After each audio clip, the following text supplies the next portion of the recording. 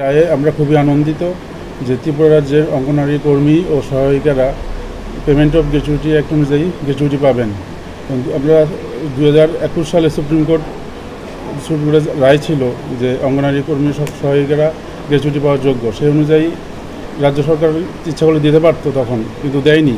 তখন ওদের মামলা করতে হলো এবং মামলায় আজকে মাননীয় আদালত রায় দিয়েছেন। বিচারপতি এস দত্ত পুরকায়স্থ বলেন অঙ্গনওয়াড়ি কর্মী ও সহায়িকারা পেমেন্ট অফ গ্র্যাচুইটি অ্যাক্ট অনুযায়ী গ্র্যাচুইটি পাওয়ার যোগ্য।